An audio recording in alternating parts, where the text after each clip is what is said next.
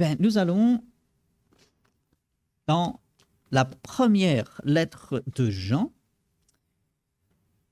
L'épître. Oui, épître. Oui, c'est ça, c'est ça. J'ai remarqué même l'église biblique de Toulouse, je t'avais dit que je regardais. Ouais. Pareil, j'avais envie de vous mettre un commentaire. Dis pas épître parce que nous on va chercher. Ah d'accord, oui, non, c'est... Non, il ne faut pas chercher le... Surtout dans l'Éphésiens. Et même épître, ben, ça commence avec E, donc il faudrait chercher le E. Donc épître, pensez dans votre esprit lettre, tout simplement. Et donc la première lettre de Jean, chapitre 3.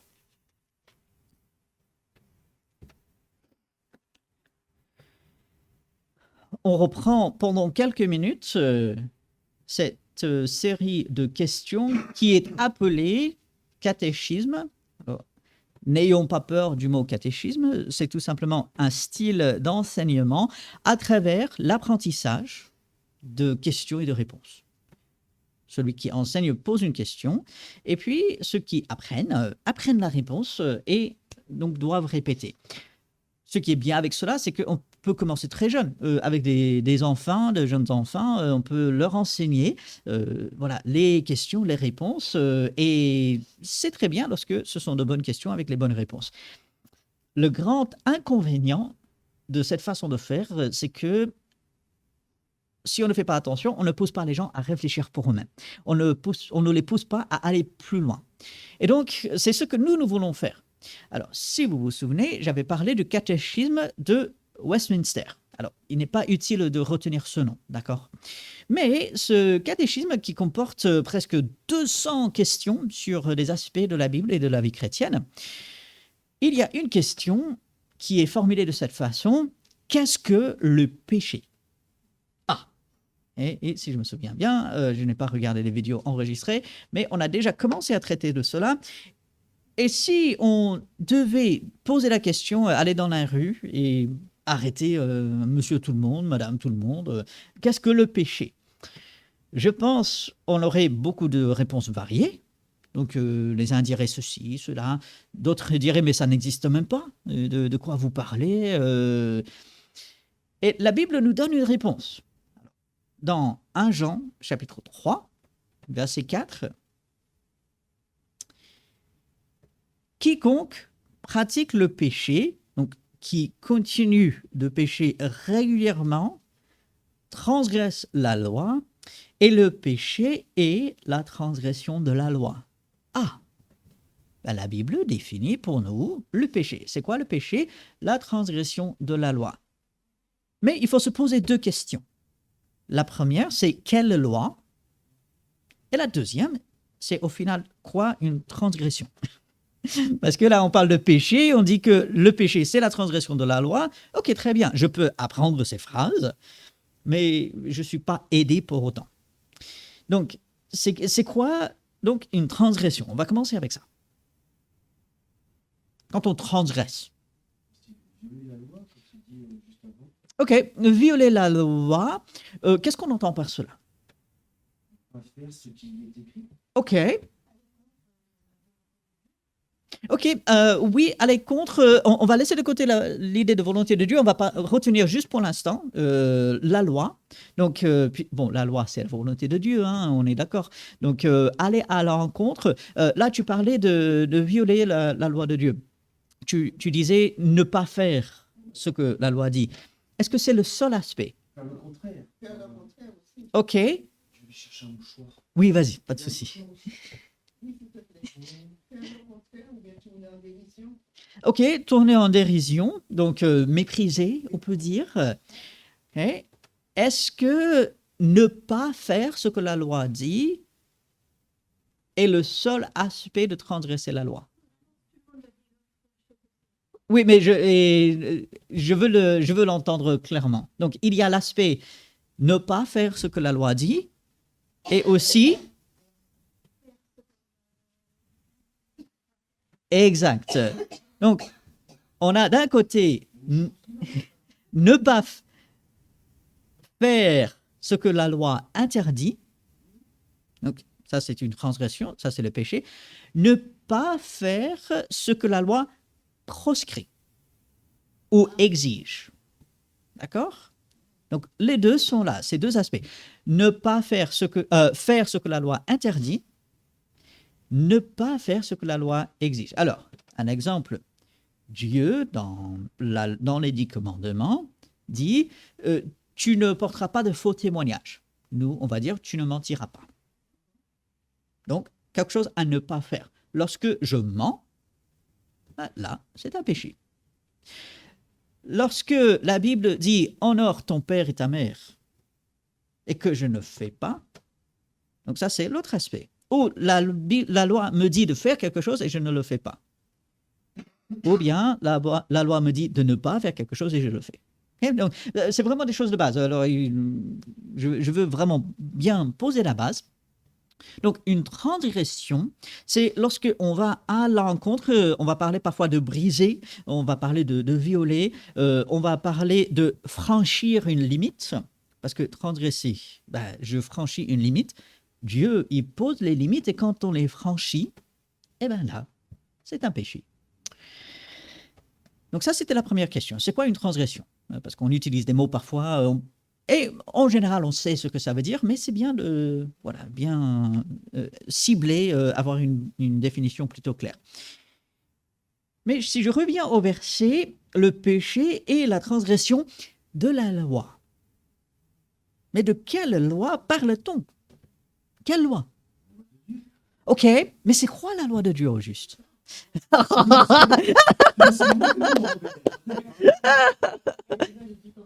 Ok, on va commencer effectivement là où c'est le plus simple, les 10 commandements. Exode 20, Deutéronome, est-ce que c'est 24? Peut-être où c'est redit, mais Exode 20, on va retenir juste ça, les 10 commandements. Donc la loi, ce sont les 10 commandements. Mais est-ce que c'est simplement ça? On est au XXe siècle. Ok, d'accord. Et qu'est-ce que ça veut dire? Comment ça doit nous influencer? Ouais. Alors, est-ce qu'on doit se restreindre uniquement quand on voit le péché et la transgression de la loi? Donc, je prends les 10 commandements. Ok, je n'ai pas fait ça, ça, ça, ça, ça, ça. Bah, c'est bon. Et j'ai fait tout ça, c'est bon.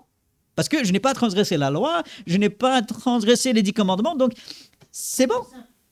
Alors, est-ce que c'est ce dont on parle? Non, il y a donc déjà les Lévitiques et il y a aussi, il faut se soumettre aux autorités. Donc il y a les lois de notre pays qui comptent aussi Ok, par contre, attention, parce dans que la limite où cela ne transgresse pas celle de Dieu, les lois de Dieu. la soumission aux autorités, oui, mais posons-nous la question, si j'enfreins une des lois de mon pays, est-ce que c'est un péché? Non, ça ne l'est pas. Non. Ok? Pourquoi? Parce qu'on va revenir à notre question, c'est quoi la loi? De quelle loi parle-t-on ici? Est-ce qu'on parle de la loi de Dieu ou de la loi des hommes? On ne parle pas de la loi des hommes. Lorsque on va transgresser une loi du pays ou de notre société, ça peut être mal dans le sens où c'est mauvais, on ne devrait pas le faire, mais il ne faut pas appeler cela péché. Le péché, c'est une insoumission aux autorités. Donc, et puisque c'est Dieu qui a mis en place les autorités, ben là, c'est le péché. Mais ce n'est pas la transgression de la loi humaine qui en elle-même est le péché. Ça, on comprend? Donc, parce que sinon, en fait, on va aller au-delà de ce que dit la Bible et on va se laisser enfermer par les hommes. Donc, maintenant, nous devons nous soumettre aux autorités. Tu fais bien de le dire. La Bible est très claire là-dessus. Mais juste faisons cette distinction. Et voilà pourquoi il est important de comprendre de quelle loi on parle ici. Donc, on commence avec les 10 commandements. Tu as parlé de Lévitique. Mais est-ce que tout le livre de Lévitique, on doit le mettre en pratique aujourd'hui? Et la réponse est non. D'accord?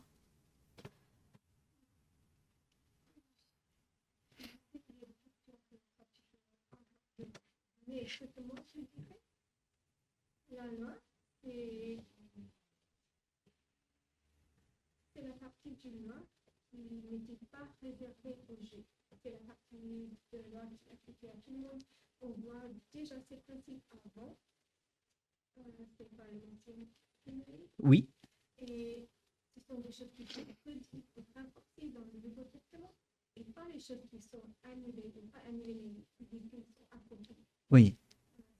On va dire, mais on a déjà discuté ça. Il y a des gens qui disent que même les 10 commandements étaient un peu pour les juifs, je ne vais pas rentrer dans tout ça, mais pour faire simple, c'est ce qu'on appelle la loi morale, pas la loi cérémoniale. Mhm. On regarde ça parce qu'on voit ça même avant et on voit ça après. C'est ça. Et aussi, c'est pas que j'ai coché, j'ai fait exactement ça, c'est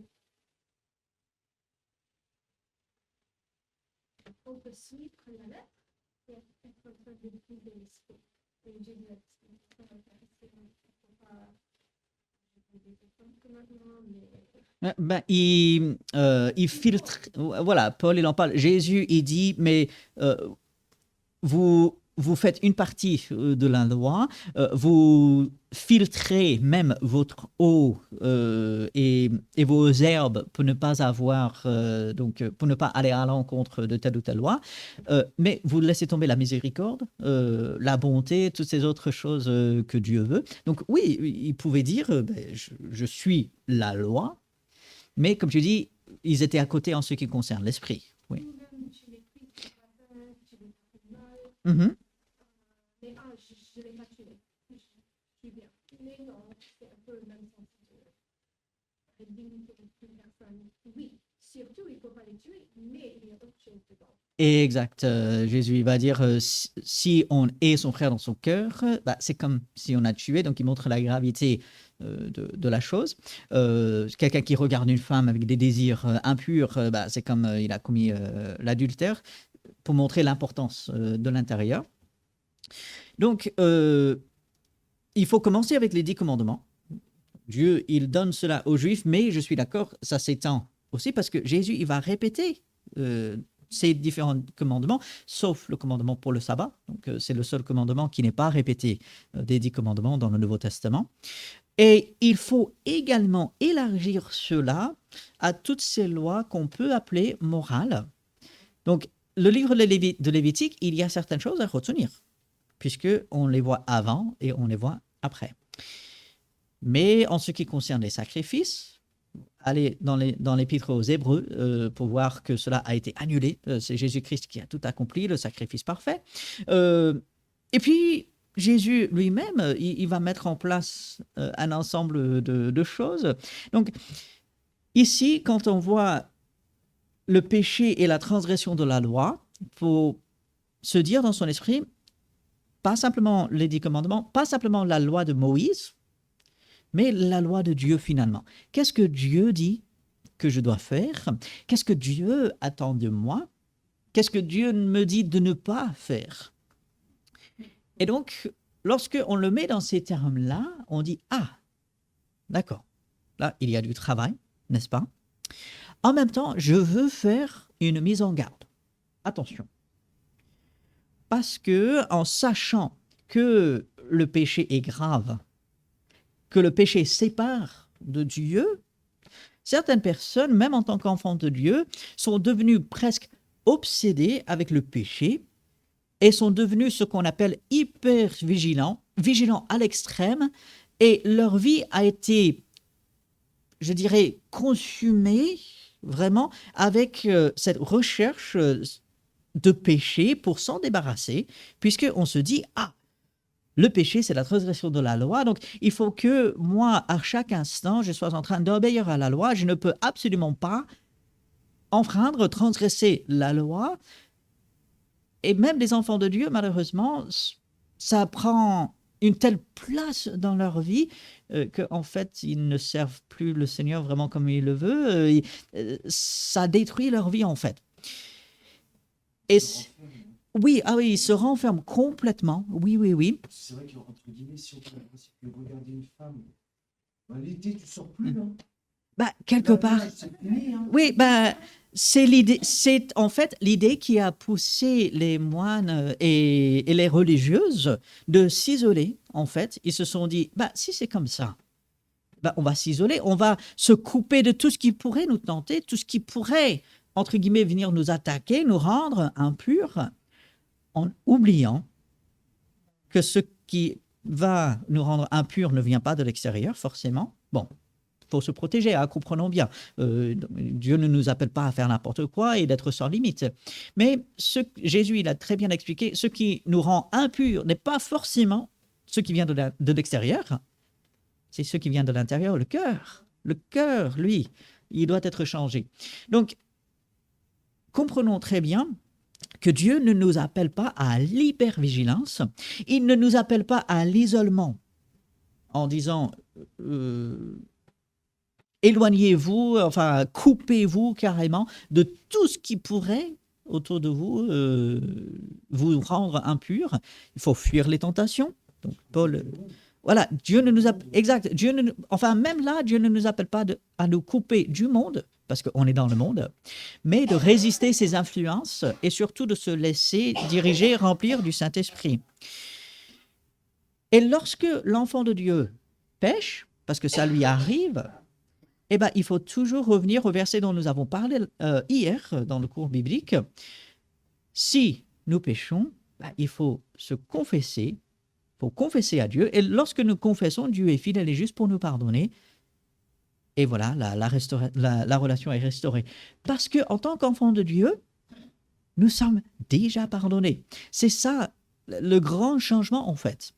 Nous sommes déjà pardonnés pour tous nos péchés. Ça comprend les péchés présents, passés et aussi futurs.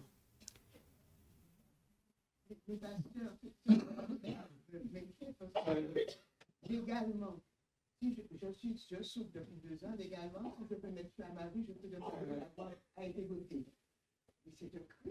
Ah oui, absolument. Et exact.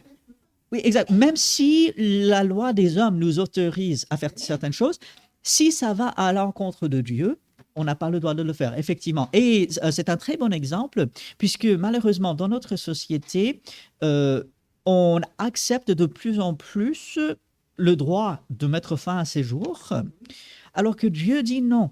Il est le seul qui a ce droit. Donc, bon, après, selon les cas, ça devient très complexe. Et je ne veux pas rentrer dans toutes les complexités de la chose, mais effectivement, on n'a pas le droit, même si les hommes disent « Ah oui, vous pouvez, il n'y a aucun souci », devant Dieu, et voilà pourquoi il faut partir de sa loi, la loi de Dieu. La loi de Dieu nous dit non, la vie appartient à Dieu, et il est le seul à pouvoir la donner, tout comme il est le seul à pouvoir la reprendre. Donc, et ça aussi, c'est une bonne distinction à faire. Parfois, les hommes vont autoriser certaines choses que Dieu n'autorise pas, et je dois m'attacher à ce que Dieu, lui, dit dans sa parole. Oui. C'est bien de préciser, quand j'étais parle des gens qui aillent le faire dans le cœur, même si on regarde une femme pour comporter. C'est pas les gens qui sont hyper vigilants, ils sont confondus. Et j'ai bien compris, j'ai vu des parler de gens que je fais du bien, mais intérieurement, ils ont gardé, ils ont cultivé cet esprit de haine ou de. Convoitise, on peut dire. Et c'est pas que j'ai une émotion qui se lève en moi quand quelqu'un fait quelque chose de mal. Je vais avoir une émotion de haine qui peut être là à un moment, oui, ce qu'ils ont fait, ça c'est différent que je veux que quelqu'un me fasse du mal. Exact. J'ai rien fait. Jésus a dit non, on ne peut pas faire ça, mais c'est pas qu'il faut garder. Et pas laisser même une seconde d'émotion où j'ai vu ça, non, j'ai fait. Ça dit qu'on a des yeux, quelqu'un est là, ok, mais ça c'est différent que oui, j'ai fait. Mais j'ai rien fait. Non, c'est ça qu'il ne faut pas faire. Et, exact. Et c'est une très bonne explication. Et il faut se souvenir, nos émotions, il y a un aspect, on ne peut pas les contrôler. Alors, oui, exact. Donc, heureusement, voilà, j'espère que personne ne coupera pas cette vidéo pour dire, voilà, nous arrivons à contrôler nos émotions. Mais une émotion qui surgit comme cela, on ne contrôle pas. Hein. Et ainsi, il ne faut pas se culpabiliser. Si j'ai une émotion qui surgit de peur, de tristesse, même de convoitise ou autre, il ne faut pas se culpabiliser. L'important n'est pas de réprimer et de répresser toute émotion. C'est qu'est-ce que je fais quand cette émotion arrive? C'est ça la question qu'il faut se dire. On m'a dit une fois, et c'est très juste, on n'est pas toujours responsable du premier regard. Vous savez, parfois on est à droite et à gauche, surtout dans notre société, que ce soit sur Internet, dans le monde, sans les chercher, tout en faisant attention, il y a des choses, ça arrive. Ou même dans nos pensées, on ne sait pas pourquoi, on commence à penser à quelque chose. Mais tout ça sort, ça. La question n'est pas pourquoi est-ce que j'ai eu ça, bien que ça peut être utile. La question c'est maintenant qu'est-ce que je fais? Est-ce que je vais nourrir cela? Est-ce que je vais cultiver, comme tu as dit? Est-ce que je vais aller plus loin? Est-ce que je vais chercher encore plus loin? Ça, non. C'est ça que Jésus condamne. Mais il n'est pas en train de condamner ce moment qu'on ne contrôle pas ou quelque chose surgit en nous. Non. C'est qu'est-ce que je fais maintenant? Avec l'aide de Dieu, je me focalise sur les bonnes choses. Avec l'aide de Dieu, je reconnais que ça peut m'emmener là où Dieu ne veut pas. Et ainsi, je demande son aide pour ne pas faire cela et je me focalise sur sa parole. Voilà. Okay? Donc, en tant qu'enfants de Dieu, comprenons, nous sommes déjà pardonnés pour tous nos péchés. Mais lorsque nous péchons, il faut quand même confesser cela à Dieu, se repentir et ensuite repartir avec Dieu. Et en fait, c'est ça la liberté que Dieu, lui, il offre en Jésus-Christ. Là, on a largement dépassé notre temps pour ce matin. Donc, on va s'arrêter là. Et Dieu voulant, la semaine prochaine, on va encore approfondir un peu cette idée du péché pour nous aider. Non pas pour nous enfoncer, mais pour nous aider surtout à vivre comme Dieu le veut. Bien, prions et ensuite nous aurons quelques minutes pour nous lever, nous saluer avant le culte. Oui, Seigneur, nous te louons que en Jésus-Christ, nous sommes lavés, purifiés, pardonnés. Tu as réglé cette question du péché, Seigneur, et nous te demandons de nous aider jour après jour à rester près de toi. Donne-nous du discernement, éloigne de nous la fausse culpabilité. Aide-nous, Seigneur, jour après jour. Que tu nous fortifies par ta parole, Seigneur, et que tout soit fait pour ton honneur et pour ta gloire. En ton nom. Amen.